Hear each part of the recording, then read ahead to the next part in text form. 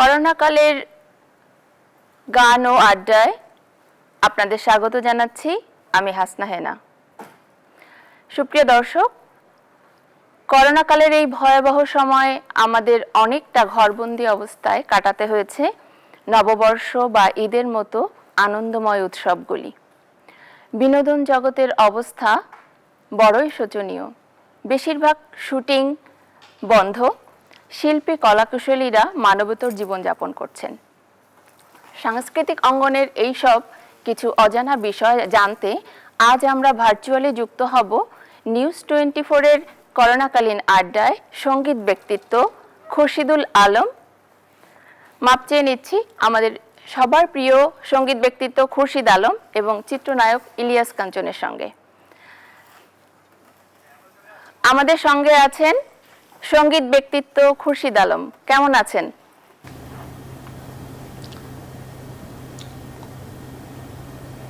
আপনি কি শুনতে পাচ্ছেন আমাকে?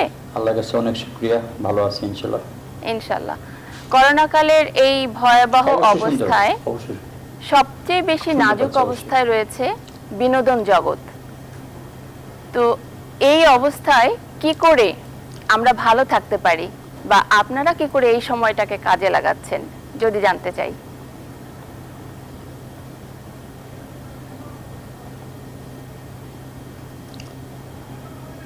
প্রথমে ধন্যবাদ জানাই যে নিউজ 24-কে যে একটি সুন্দর অনুষ্ঠান আয়োজন করার জন্য। আমার মনে হয় এটি আরও আগে করা উচিত ছিল।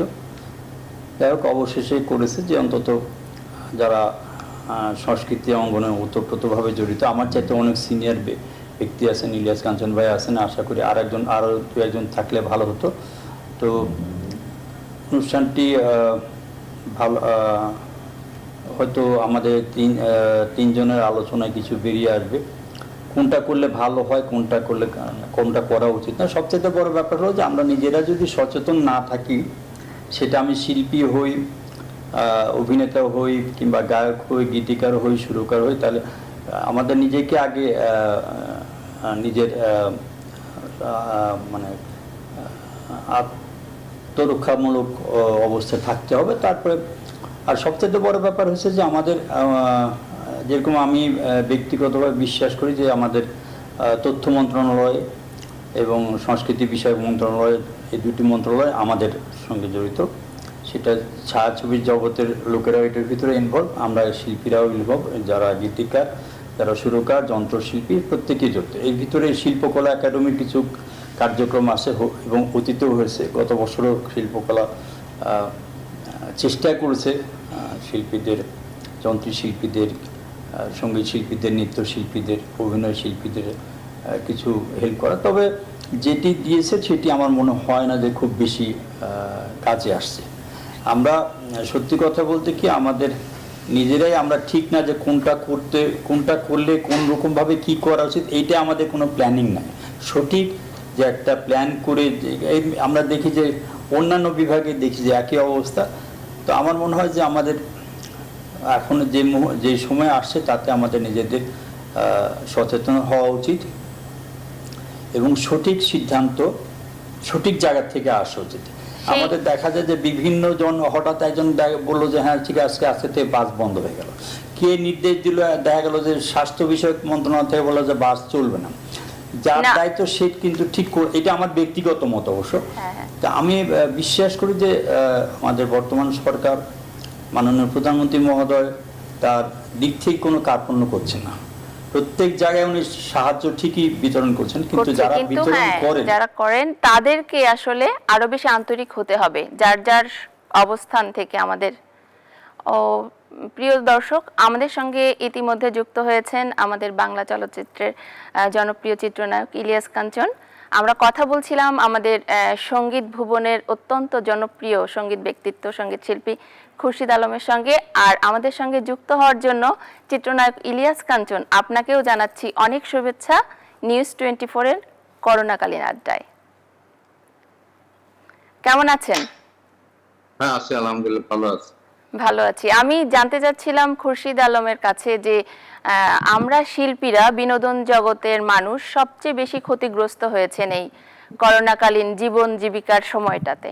তো আমাদের আসলে কি করণীয় শিল্পীদের বা সরকারি সহযোগিতা কতটুকু পাচ্ছি বা প্রয়োজন, আমাদের এই সাংস্কৃতিক অঙ্গনের বর্তমান যে সমস্যাগুলি এবং তার সমাধান কি হতে পারে, এটাই আজকের আলোচ্য বিষয়। আপনার কাছেও আমরা একই কথা জানতে চাইব। হ্যাঁ, দেখেন, আমরা শিল্পীরা আসলে আমাদেরকে মানুষ সম্মান করে, রেসপেক্ট করে, ভালোবাসে। তো সেই কারণে কিন্তু আমরা কিন্তু মুখ ফুটে কিন্তু আমাদের কথা কিন্তু বলতে পারি না। আমাদের অভাবের কথা কিন্তু আমরা কিন্তু বলতে পারি না। এবং আপনারা জানেন যে খুব বড় বড় ইন্ডাস্ট্রিয়ালিস্টরা আছেন, অনেক মিল ফ্যাক্টরির মালিকরা আছেন, তারা কিন্তু খুব সহজেই কিন্তু সরকারের কাছে প্রণোদনা চেয়েছে এবং পাচ্ছেও কিন্তু। ব্যবসায়ীরাও, বিভিন্ন ব্যবসায়ীরাও কিন্তু পাচ্ছে। কিন্তু শিল্পী সমাজ আপনি দেখেন এখনো পর্যন্ত কিন্তু মানে আমাদের যে গায়কদের কথাই বলেন, অভিনয় শিল্পীদের কথাই বলেন, কেউই কিন্তু সেইভাবে কিন্তু সরকারের কাছে কিন্তু মুখ খুলে কিন্তু বলতে পারে না। কারণ এটা আসলে লজ্জা লাগে আসলে শিল্পীদের এই জিনিসটা। তো আপনারা জানেন যে মানে শুটিং বন্ধ, সমস্ত কিছু বন্ধ। আপনার যে কারণের জন্য আমাদের শিল্পীরা এবং টেকনিশিয়ানরা যারা আছেন, তারা সবাই কিন্তু খুব দুরবস্থার মধ্যে আসলে দিন কাটাচ্ছে। হ্যাঁ, আমি আসলে ওই স্পেসিফিক ওই বিষয়টা জানতে চাচ্ছিলাম আপনাদের দুজনের কাছেই, যে গীতিকার, সুরকার, শিল্পী, হ্যাঁ সবার অবস্থা আমি বলছি না, কিন্তু যারা প্রতিদিন কাজ করেন, প্রতিদিন কাজ করা যেসব মেকআপ আর্টিস্ট হতে পারে বা প্রতিদিনের চরিত্রাভিনেতা হতে পারে, এদের কতটুকু পাশে আমরা দাঁড়াতে পেরেছি বা এরা কিভাবে জীবনযাপন করছে, আপনারা কি কাছে থেকে দেখেছেন? এটা আমি চলচ্চিত্রের কথা আমি যেটুকু আমি বলতে পারি সেটি হলো যে প্রথম দিকে যখন গত বছরের মার্চে যখন এই করোনা এফেক্ট হয়, তখন মানে আহ, সকলে মনে করতে পারে নাই যে এটা এতদিন দীর্ঘস্থায়ী হবে।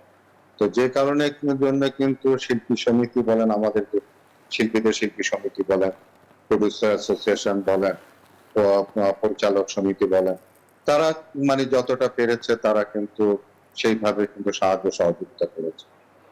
তো তারপরে এটা কতদিন আসলে করতে পারে একটা সমিতির, আসলে কতটুকু সামর্থ্য আছে সেইভাবে করা। তারপরও মানে এটা মাঝে বন্ধ থাকার পরেও কিন্তু ঈদ যখন আসলো, ঈদে চেষ্টা করেছে তারা যে অন্তত ঈদে যেন মানুষগুলো অন্তত ঈদ করতে পারে। রমজানের রোজার সময় আমি জানি যে তারা চেষ্টা করেছে যে অন্তত রমজানের রোজার মধ্যে কিছু কিছু, মানে সেটা তো সম্ভব না, কারণ এতগুলো মানুষকে আসলে সমিতি থেকে টাকা, সমিতির তো আসলে সেরকম ফান্ডিং না, শিল্পীরাই সেখানে সামান্য কিছু চাঁদা দিয়ে তাদের ফান্ডিং রেজ করে। তো যে কারণে এটা মানে বলবৎ রাখার জন্য, যেহেতু শিল্পীরা বললাম না যে নিজেরা থেকে তো যেহেতু হাত পাততে পারে না, সেহেতু আমার মনে হয় যে সমিতিগুলোকে যদি সেইভাবে যদি সরকারি একটা সহযোগিতা যদি থাকতো, তাহলে আমার মনে হয় যে আজকে তো আপনার 1 বছর 2 মাসের মতো হয়ে গেল করোনা। তো এই 1 বছর 2 মাস অন্তত সমিতিগুলোর মাধ্যমে আমরা সেই ধরনের শিল্পী, টেকনিশিয়ান যারা ছিল তাদেরকে কিন্তু কন্টিনিউয়াস এটা করা দিত। এই একই মানে এই প্রসঙ্গেই কথা হচ্ছিল আমাদের কণ্ঠশিল্পী খুরশিদ আলমের সঙ্গে। উনি বলছিলেন যে আমাদের মাননীয় প্রধানমন্ত্রী যথেষ্ট চেষ্টা করছেন, তার আন্তরিকতা রয়েছে আমাদের শিল্পীদের ব্যাপারে বিশেষ করে সহযোগিতার জন্য। তো আমরা এই কথা নিয়ে আবার ফেরত আসব। এই মুহূর্তে ছোট্ট একটা বিরতিতে যাচ্ছি, বিরতির পর ফিরে আসব খুরশিদ আলমের কাছে, সাথেই থাকুন।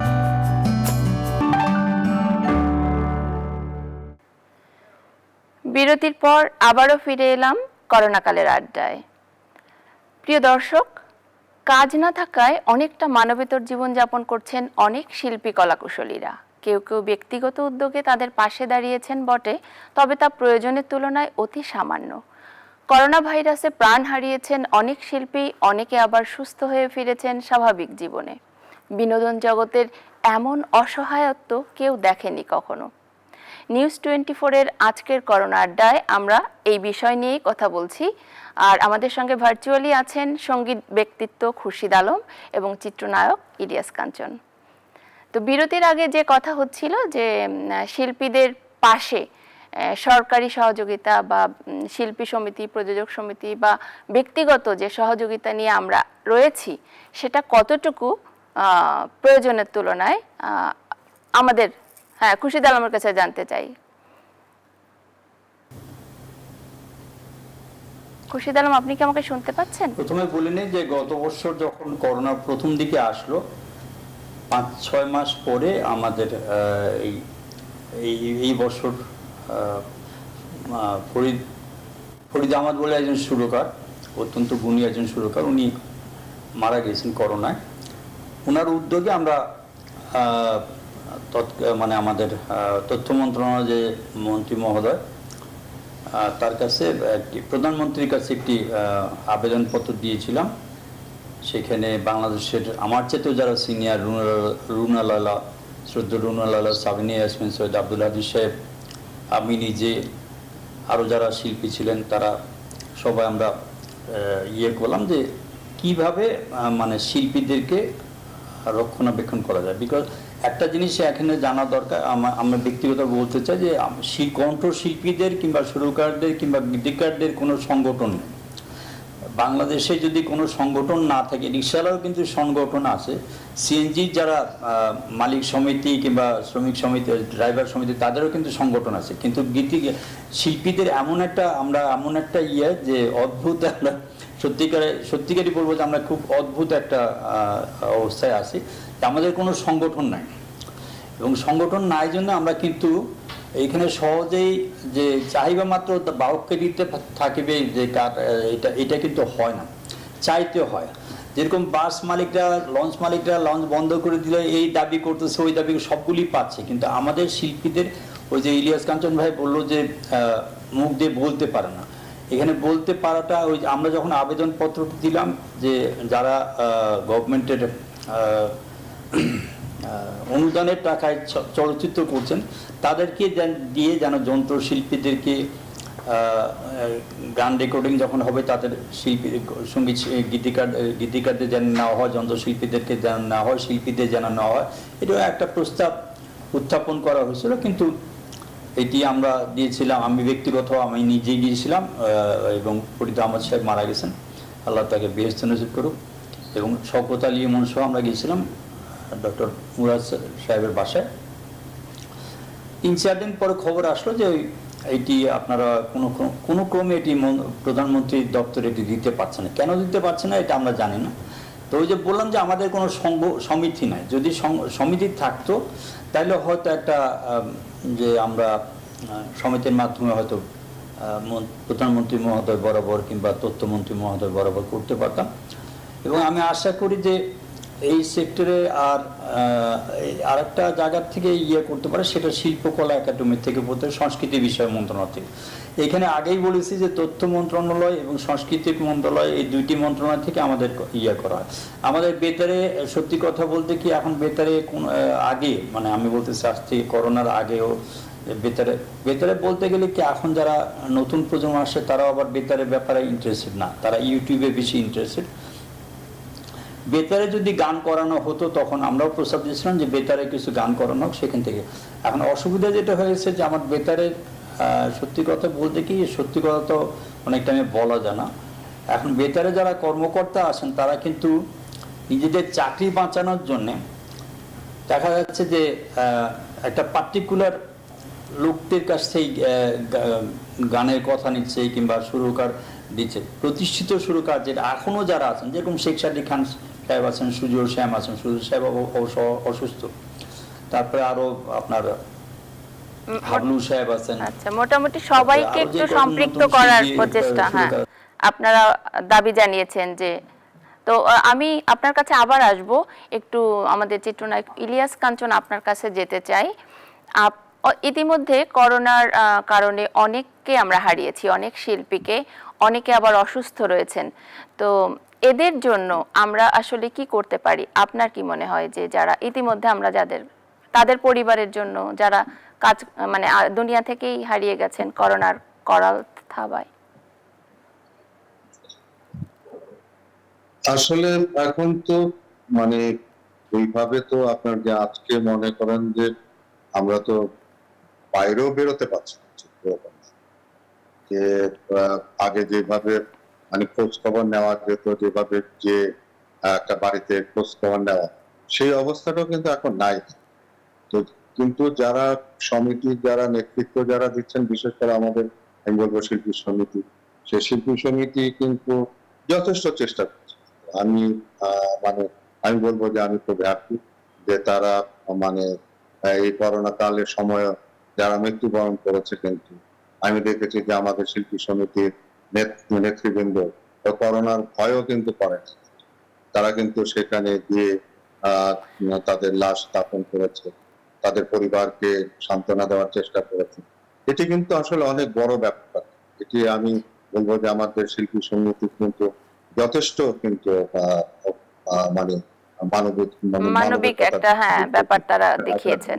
যেটা মানে সত্যি কথা বলতে যে অনেকে পারবে না, যে করোনা একজন মারা গেছেন, তার জানাজা, তার লাশের ব্যবস্থা করা কিংবা গ্রামে পাঠানো, এই কাজগুলো কিন্তু আমি দেখেছি যে আমাদের শিল্পী সমিতির নেতৃবৃন্দরা কিন্তু এই কাজগুলো করেছে। দায়িত্ব নিয়েই করেছেন এবং পাশাপাশি যে আন্তরিকতা কথাটা আমি থেকে। বলেছি যে হ্যাঁ, শিল্পী সমিতির সামর্থ্য আসলে কত, শিল্পী সমিতি আমরা যারা একটু উঁচু গ্রেডের শিল্পী যারা আছে, যারা একটু পয়সা বেশি আমরা ইনকাম করেছি, তাদের কাছ থেকে নিয়েই কিন্তু এই কাজগুলো করছি। সেখানে আমারও পার্টিসিপেশন আছে, অনেকেরই পার্টিসিপেশন আছে, এবং দিয়েই কিন্তু সেটি করা হয়েছে।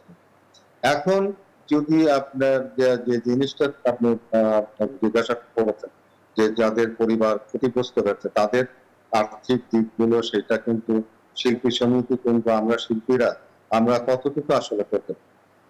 এইখানে আসলে আমি মনে করি যে সরকারি উদ্যোগে এখানে নেওয়া সেরকম প্রয়োজন, কারণ সে সরকারের ফান্ডিং আছে, তারপরে আমাদের অর্থনৈতিকটাও তো আমরা খুব দুর্বল অর্থনৈতিক দেশ তাও না।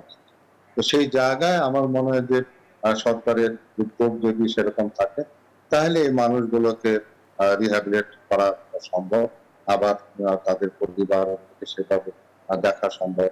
আর বিশেষ করে যারা যেটি জিজ্ঞাসা করেছেন যে যারা ডেইলি বেসিসে যারা কাজ করে, আচ্ছা, ডেইলি হ্যাঁ, বেসিসে এটা একটা বড় দিক আমাদের আলাপের, যারা প্রতিদিনের কাজগুলি করেন।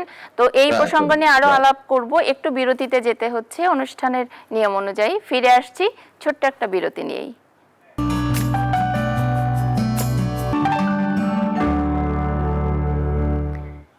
বিরতির পর আবারও ফিরে এলাম করোনাকালের আড্ডায়। সাথে রয়েছি আমি হাসনা হেনা, আর ভার্চুয়ালি আমাদের সাথে যুক্ত রয়েছেন সঙ্গীত ব্যক্তিত্ব খুরশিদ আলম এবং চিত্রনায়ক ইলিয়াস কাঞ্চন। কথা হচ্ছিল ইলিয়াস কাঞ্চনের সঙ্গে, আপনি যে প্রসঙ্গটা নিয়ে কথা বলছিলেন বিরতির আগে, সেটা হচ্ছে যারা রোজ কাজ করেন, শিল্পী কলাকুশলীর একটি বড় অংশ প্রতিদিন যারা কাজ করেন, তাদের জন্য আসলে করোনা পরবর্তী সময়ে কি করণীয় এই ক্ষতি পুষিয়ে নিতে, যদি বলেন ইলিয়াস কাঞ্চন।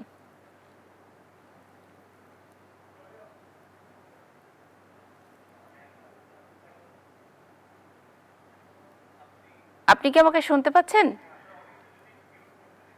আপনার অডিও। হ্যাঁ, হ্যাঁ, আমাদের শিল্পী সমিতির সদস্য লিস্ট অনুযায়ী, যেটা প্রায় 500-র উপরে আমাদের আপনার যে শিল্পীরা আছে, তো সেই জায়গায় মনে করেন যে যারা মেন রোল করেন তাদের তো সংখ্যা খুব বেশি, বাকিরা কিন্তু ওই দিনে আনে দিন খাওয়া এবং আপনার যে ছোটখাটো অভিনয় করা, এটাই সংখ্যাই কিন্তু বেশি। তো এই যে এই এত সংখ্যক এই মানুষগুলোকে আসলে শিল্পী সমিতির পক্ষে কিন্তু এককভাবে কিন্তু এটা সম্ভব না। তো তারপরেও কিন্তু আমি যে কথাটি আমি আগেও বলেছি যে তারা চেষ্টা করছে বিভিন্ন ভাবে, মানে আমাদের কাছ থেকে শিল্পীদের কাছ থেকেই কিছু নেওয়ার, সরকারি ভাবেও নেওয়ার চেষ্টা করছে করে। এটা মানে এখন এই করোনা কতদিন টিকে থাকবে, কারণ করোনা তো আসলে যত দিন যাচ্ছে এটা কিন্তু ভয়াবহ হচ্ছে, এটা রোগটা কিন্তু খুব ভয়াবহ হচ্ছে, এবং এটা যে কি আসলে মানে কোন অবস্থায় যাবে ভবিষ্যৎ নিয়ে আসলে আমরা সবাই শঙ্কায় এটা আছি। একটা পরিকল্পনা আসলে আমাদের মানে করতে হবে, এবং সরকারকে এখানে আসলে হেল্প করতেই হবে। কারণ না হলে কিন্তু এটা সম্ভব না। কারণ হচ্ছে কি, যাদের করোনা হয়েছে তারা যে সেফ হয়ে গেছেন তা না, কিন্তু করোনার পরবর্তী সময়েও কিন্তু অনেক উপসর্গ কিন্তু অনেকের কিন্তু দেখা যাচ্ছে, যেমন দুর্বলতা, তারপরে যে আপনার ইদানিং তো আরো শুনছি ব্ল্যাক ফাঙ্গাস, হোয়াইট ফাঙ্গাস, নানান রকমের কিন্তু উপসর্গ কিন্তু আপনার এগুলো হচ্ছে। এবং যাদের কিডনি রোগী, যারা মানে আগে থেকে একটু ফুসফুসের রোগী, তাদের জন্য কিন্তু অনেক মানে একটা বিপদ, কিন্তু এটা কিন্তু ডায়াবেটিস যাদের আছে তাদের জন্য কিন্তু এটা একটা বিপজ্জনক কিন্তু বিষয়। এখন যে এমন না যে আমি যদি এমন হ্যাঁ জিনিস একটু না যে থামাই মনে করেন যে আপনাকে। করোনা হলো, হ্যাঁ, আপনি সুস্থ হয়ে গেলেন, সুস্থ হয়ে গেলেন তা না, কিন্তু এটাকে কিন্তু আপনার যে এখন বর্তমানের যে রিপোর্ট গুলো আমরা পাচ্ছি, যে করোনার পরবর্তী সময়ও কিন্তু ওই মানুষটা কিন্তু অনেক ঝুঁকির মধ্যে কিন্তু থাকতেছে। থাকছে, তো হ্যাঁ। সেই ঝুঁকির মধ্যে থেকে সে কতটুকু কাজ করতে পারবে, এনার্জি তার কতটুকু থাকবে, কাজ করার সক্ষমতা তার কতটুকু থাকবে, সেটাও কিন্তু একটা বড় ব্যাপার। আচ্ছা, আচ্ছা। তো সেই দিকগুলো বিবেচনা এনে কিন্তু আমি বলবো যে শুধু যে শিল্পীদের বিষয় তা না, কিন্তু পুরো দেশটাকে এখন কিন্তু আমাদের রাষ্ট্র যারা পরিচালনা করছেন তাদের একটা কিন্তু ম্যানেজমেন্ট সেইভাবেই করতে হবে। কারণ আগে আমরা মনে করেছিলাম যে করোনা একবার হয়ে গেলে বাস আর হবে না, এবং মনে করেন যে টিকা আমরা নিয়ে নিলাম, বাস হয়ে গেল কিন্তু এগুলো আসলে মানে যত দিন যাচ্ছে তত এরকম কিন্তু মানে এটা রূপ কিন্তু পরিবর্তন হচ্ছে। আর আমাদের পার্শ্ববর্তী দেশ যেহেতু এটা একটা মহামারী ওইখানে কিন্তু শুরু হয়েছে, সেই মহামারীর দেশ এখন আমরা কিন্তু তাদের বর্ডার, চতুর্দিকে আমাদের বর্ডার, এবং আপনারা জানেন কিনা যে চাঁপাইনবাবগঞ্জের দিকে কিন্তু আমাদের এখানে কিন্তু খুব খারাপ অবস্থা। কারণ ওই ইন্ডিয়ান ভ্যারিয়েন্ট যেটা, ইন্ডিয়ান করোনা যেটা, সেটা কিন্তু ওই আমাদের সীমান্তবর্তী এলাকাগুলো যেগুলো আছে সেখানে কিন্তু এফেক্ট অলরেডি করেছে। তো সেইগুলো কিন্তু আমাদেরকে সেইভাবে যদি ট্যাকেল না করা যায়, তো শুধু মানে আপনার সাহায্য দিয়েও কিন্তু হবে না, হ্যাঁ, সেটাই আমাদের আমি বর্ডার সেটাই কিন্তু বলছিলাম সেইভাবে যে সিল করতে হবে। শুধু আর্থিক সাহায্য বা প্রণোদনা নয়, সচেতনতাও প্রয়োজন। তো সেই সচেতনতা মানে আপনারা সচেতনতা বৃদ্ধিতে আপনি তো নিরাপদ সড়ক নিয়েও কাজ করেন।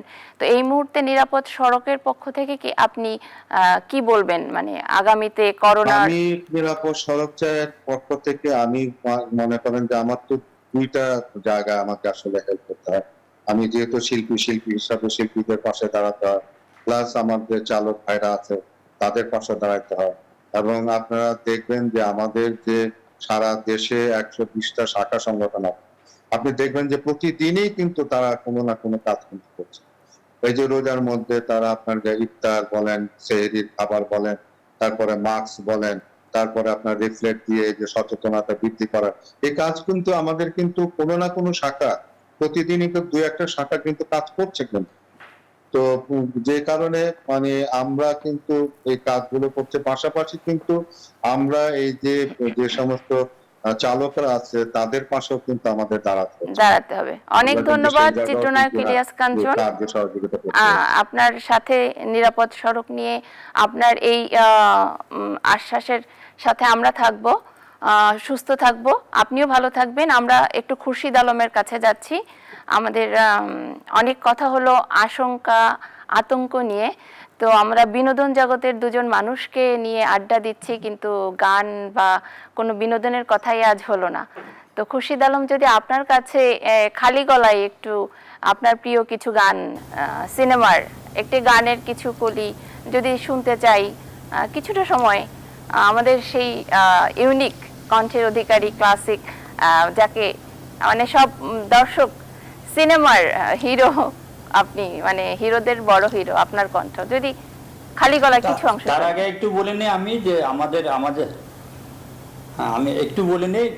আচ্ছা, সেটা হলো যে আমাদের যারা জনগণ আছেন তাদেরকে সতর্ক থাকতে হবে, নিজেরটা চেষ্টা করতে হবে। সরকার একক প্রচেষ্টায় পারবে না। আর যদি সরকারকেও আমি বলবো যে পাড়া মহল্লায় যারা কাউন্সিলর আছেন, তারপরে পুলিশ আছেন, আনসার বাহিনী আছেন, সবাইকে নিয়ে একত্রভাবে এই জিনিসটা যদি করা হয় তাহলে হয়তো কিছুটা লাঘব হবে। এবং আমাদেরও উচিত, জনগণেরও উচিত যে যতটুকু সাবধানতা অবলম্বন করা সরকার বলছে, কিংবা নিজের বিবেক থেকে উচিত যে কতটুকু আমি মাস্ক পরা উচিত, তারপর বারবার স্যানিটাইজেশন করা উচিত, এটি নিজে করা উচিত। নিজ দায়িত্ব যদি আমি পালন না করি কাকে আমি দোষ দিব?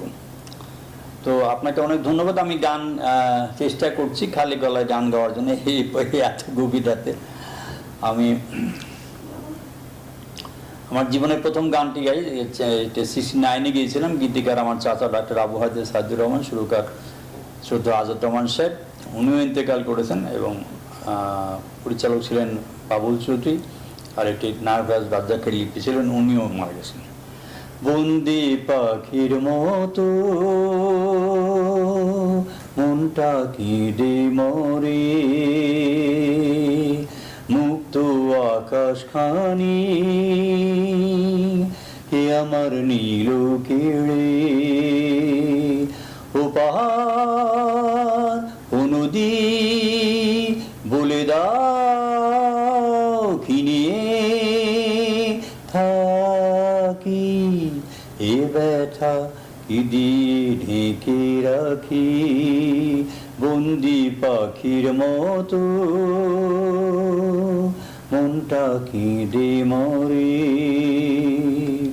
দিনের আলো রাতের আধার, আমার চোখে সবই আধার, জানি না এ জীবনে কত ব্যথা আছে বাকি, ও পাহাড় ও নদী বলে দাও কি নিয়ে থাকি, এ ব্যথা কি দিয়ে ঢেকে